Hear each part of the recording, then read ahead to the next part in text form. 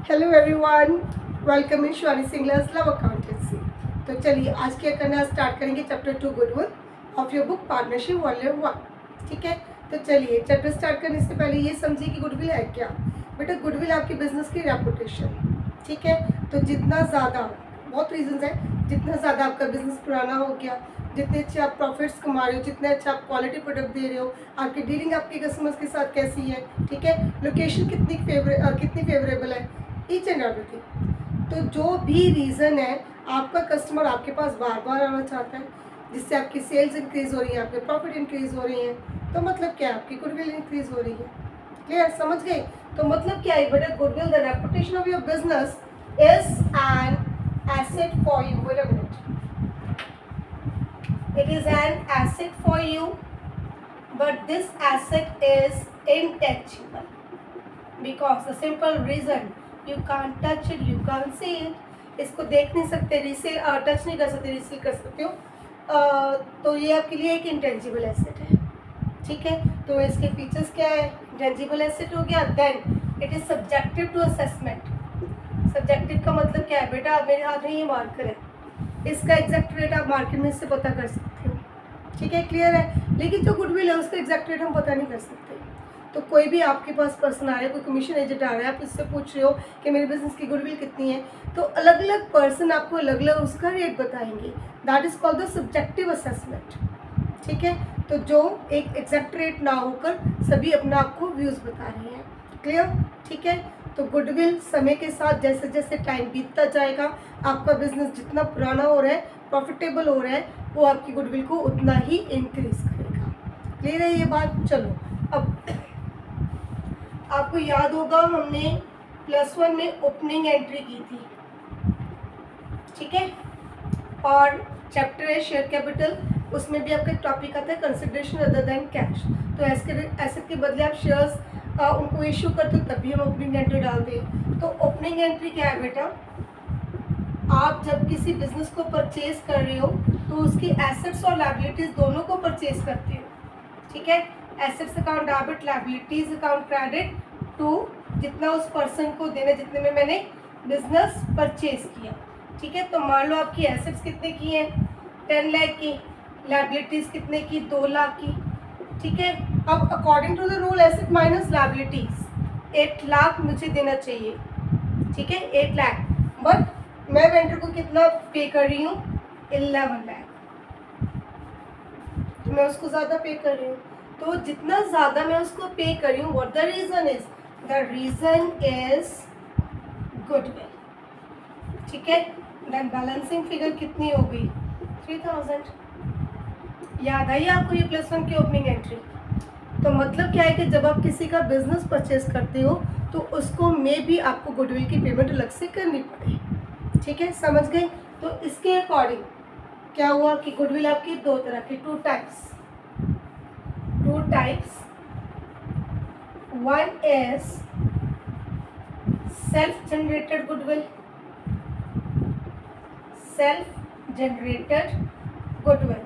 ठीक है, जैसे मैंने आपको अभी बताया कि आप बिजनेस कर रहे हो, तो जैसे जैसे आप प्रॉफिट कमाते जाओगे आपकी गुडविल इंक्रीज होती जाएगी। ठीक है, आप अपने शहर में, जिस भी शहर को आप बिलोंग कर रहे हो, सोच के देखो आपकी कुछ पर्टिकुलर चॉइसेस होगी। कुछ खाने पीने जा रहे हैं तो मैं उसको प्रेफर करूँगा, अगर मुझे कपड़े खरीदने में उसको प्रेफर करूँगा। ठीक है, तो हर एक, अगर आप उसको प्रेफर कर रहे हो, किस रीज़न के कारण आप उसको प्रेफर कर रहे हो, that is the reason of his goodwill. Clear. तो जैसे जैसे पर्सन अपना हार्डवर्क करता जा रहा है, उसकी सेल्फ जनरेटेड गुडविल जो उसने खुद अर्न की, अपनी मेहनत से अर्न की, that is a self generated goodwill. और एक क्या है बेटा, ये वाली गुडविल, ये गुडविल कौन सी है, this is the purchase goodwill. ठीक है, तो जब हम बिजनेस परचेज करें तो अगर सामने गुडविल भी परचेज कर रही है तो वो गुडविल आपकी बुक्स में एज एन एसेट शो होगी। ठीक है, तो बेटा अब आपको इस रिगार्डिंग क्या क्या चीज़ ध्यान में रखनी है। सेल्फ जनरेटेड का मीनिंग बता दिया। ठीक है, अब क्योंकि इस गुडविल के लिए अभी कोई कैश ट्रांजैक्शन, कोई कैश का एक्सचेंज नहीं हुआ, मैंने किसी को कैश नहीं दिया, किसी से कैश नहीं लिया, that's why this goodwill is not shown in the books of accounts.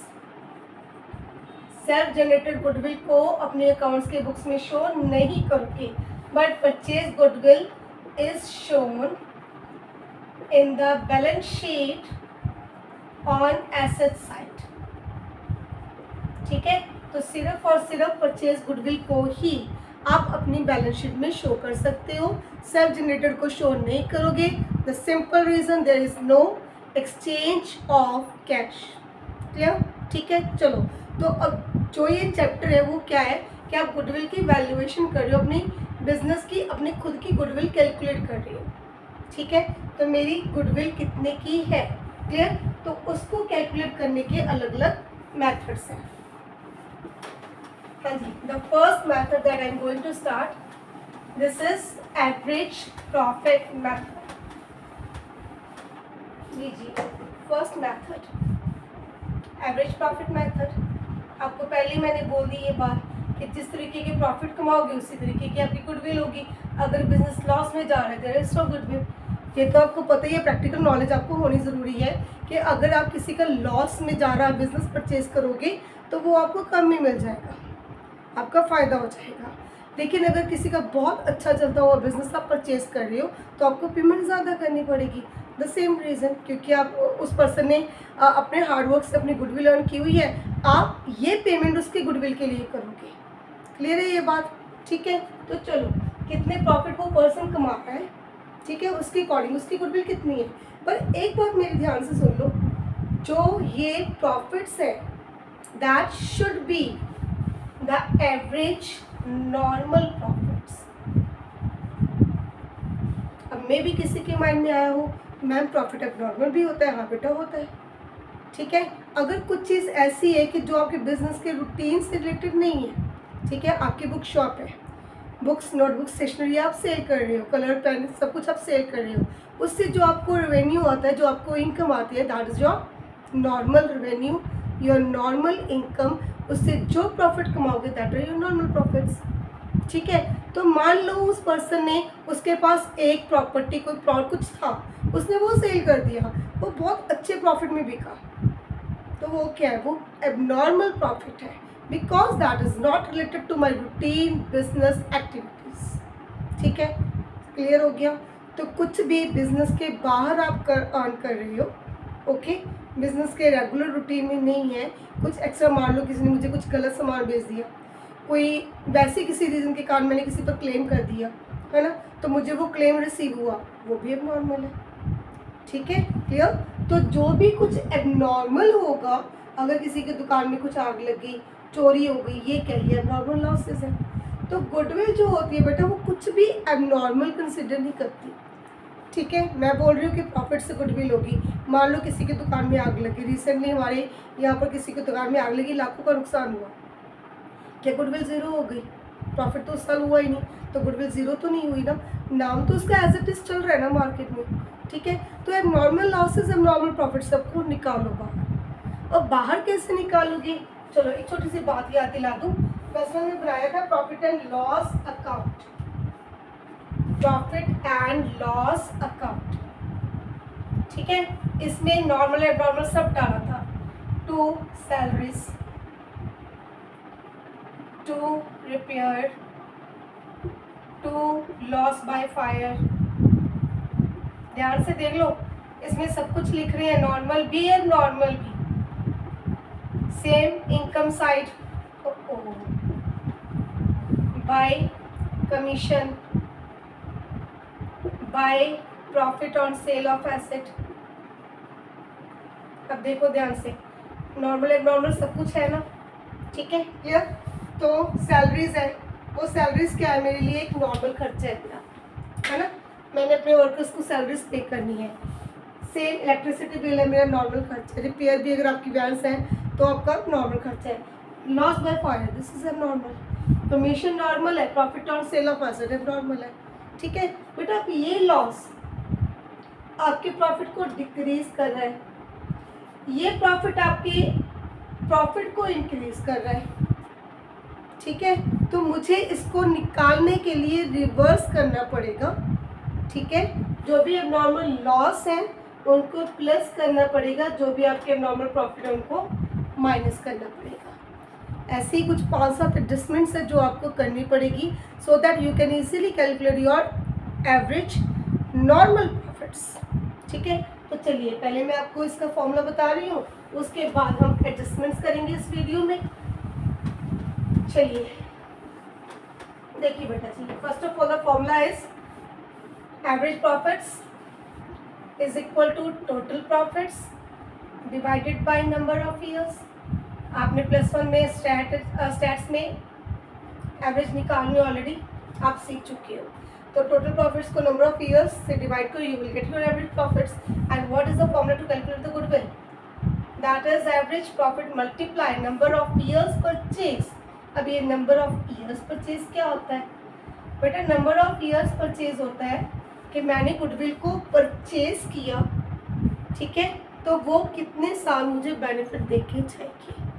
ठीक है, परचेज किया मेरी गुडविल है जो, तो वो मुझे कितने साल बेनिफिट देके जा रही है। ठीक है, मैंने एक बार अपना नाम बना लिया, गुडविल होगी मेरी, तो वो गुडविल मेरी कितने साल चलेगी, that is called number of years purchase. ठीक है, क्लियर? ये क्वेश्चन में ऑलरेडी आपको मेंशन होगी, बट ध्यान से पढ़ना। बच्चे क्या करते हैं, स्टेटमेंट को मिक्स कर देते हैं। ठीक है, एक ईयर्स आपको गिवन होगी एवरेज प्रॉफिट निकालने के लिए, एक आपको गिवन होगी गुडविल निकालने के लिए, तो दोनों को मिक्स मत कर देना, ध्यान से पढ़ना। ठीक है, क्लियर है बात? चलो अब कर रहे हैं हम एडजस्टमेंट। तो फर्स्ट एडजस्टमेंट, एबनॉर्मल लॉस। आप प्लस करोगे, ईयर गिवन होगा, ठीक है, कि इस साल में हमारा एबनॉर्मल लॉस हुआ है, तो उसको उसी ईयर में आप ऐड कर दोगे। एबनॉर्मल प्रॉफिट माइनस करोगे, कोई भी नॉर्मल एक्सपेंस आपका स्किप हो गया, इग्नोर हो गया, ठीक है। फॉर एग्जाम्पल मैनेजमेंट कॉस्ट, मतलब मैनेजर की सैलरी है वो भी देनी है। Same insurance of goods, insurance of goods और बिल्डिंग, तो किसी भी चीज़ का इंश्योरेंस, ठीक है, तो उसका रेगुलर प्रीमियम आप भरते हो, इस साल आप भरना भूल गए, तो ये दोनों क्या हैं, ये both these are the normal expenses जो इस साल आप डालना भूल गए हो। तो नॉर्मल खर्चे तो आपको डालने पड़ेंगे, तो ये नॉर्मल एक्सपेंस क्या करेंगे, आपके प्रॉफिट को डिक्रीज करेंगे, है ना। तो ऐसे नॉर्मल खर्चों को आप माइनस कर दोगे। क्लियर है?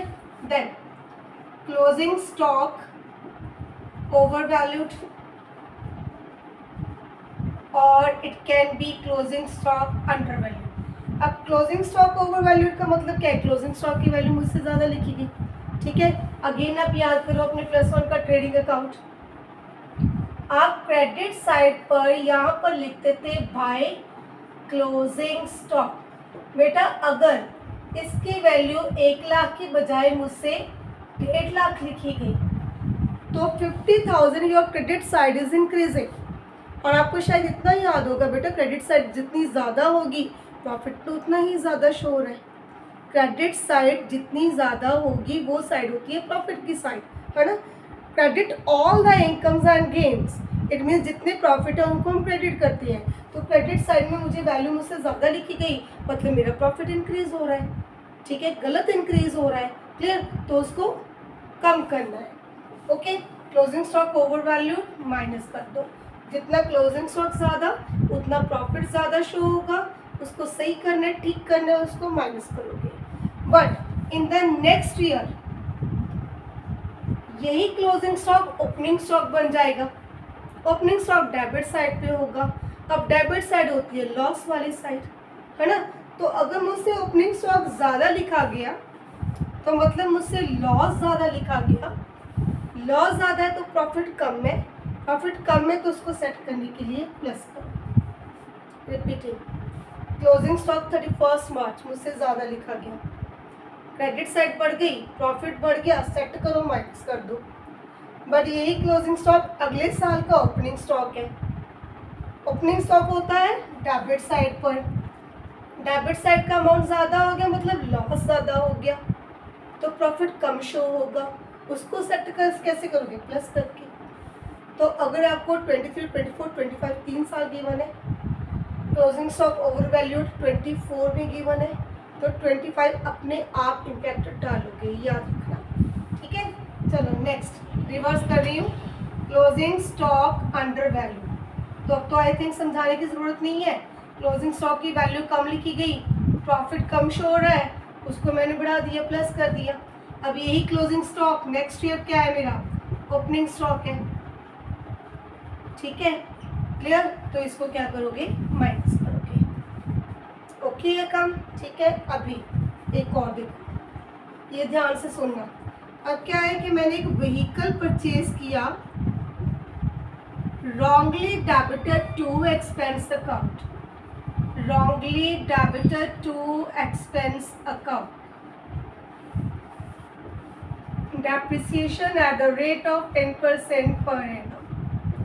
अब इस एडजस्टमेंट में क्या हो रहा है, मैंने एक व्हीकल लिया बट बाय मिस्टेक मैंने उसको खर्चे में डाल दिया, लिया व्हीकल, लिख दिया खर्चा, खर्चा तो हुआ ही नहीं, है ना। अगर मेरा व्हीकल 1 लाख का है तो मतलब मैंने 1 लाख गलती से खर्चे में डाल दिया, रॉन्गली डेबिटेड टू एक्सपेंस, गलती से खर्चे में डाल दिया।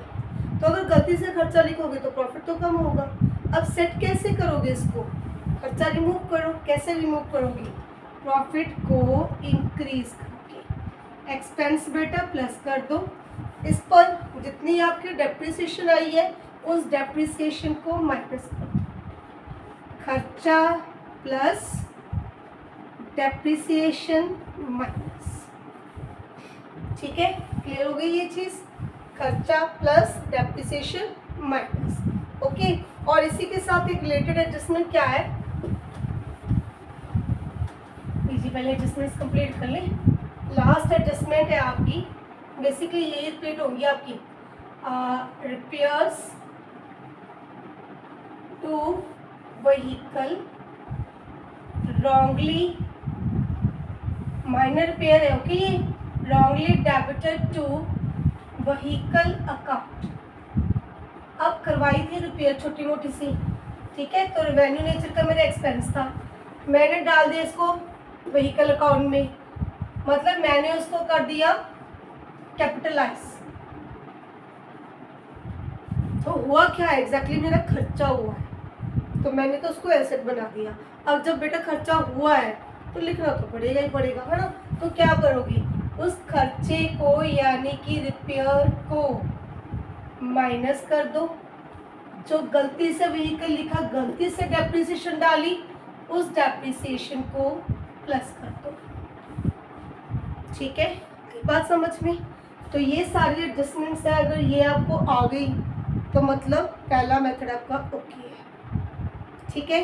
पहले जिस भी क्वेश्चन में कहीं भी आपको कोई भी एडजस्टमेंट्स गिवन है तो पहले उसको सेट करो, ठीक है। उसके बाद देन आपने क्या करना है, अपना वही formula total profits divide by number of years multiply number of years purchase, आपकी गुडविल कैलकुलेट हो जाएगी, ठीक है। जस्ट अ मिनट,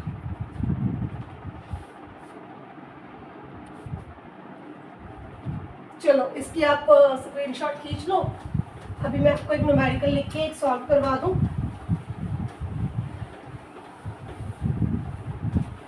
देखिए आपको गिवन है, मान लो 5 साल। इस चैप्टर में आपको स्टार्ट में गिवन होगा जैसे 3 पार्टनर्स, उनकी ये रेशियो है, न्यू पार्टनर आया, इतने शेयर के लिए आया, तो इनकी आपको कहीं ज़रूरत नहीं पड़ेगी, ठीक है। बेसिकली आपको क्या चाहिए, लीजिए 2022, 23, 24 एंड 25, ठीक है। 22 में आपको गिवन है प्रॉफिट्स 1,70,000, 30,000 का लॉस, ब्रैकेट में डाला होगा दिस इज अ लॉस, 2,30,000, ठीक है। अभी आपको एडजस्टमेंट्स क्या गिवन है, 2022 loss by sale of asset ₹50,000, 2024 profit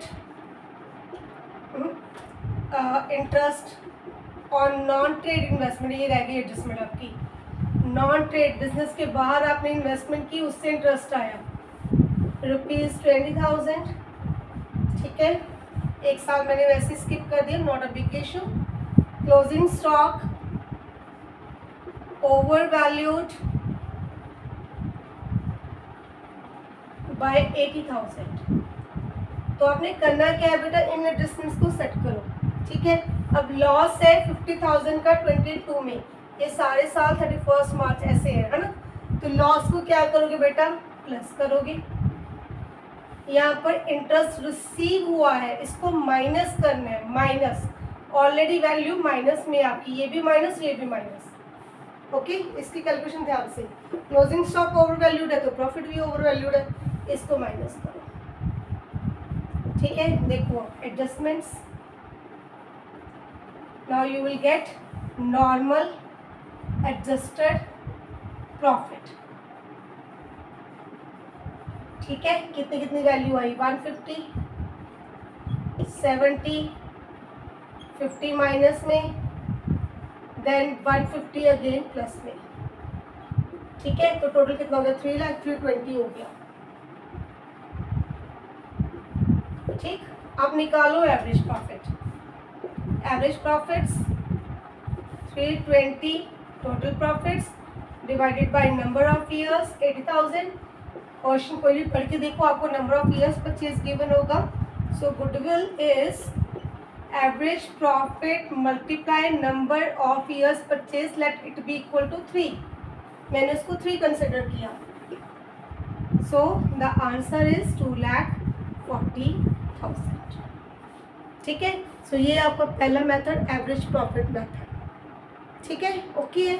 तो चलो पहले इसकी प्रैक्टिस करो, इसके बाद हम नेक्स्ट करेंगे that is the weighted average profit method, जो बहुत ही ईजी है, ठीक है। Good bye.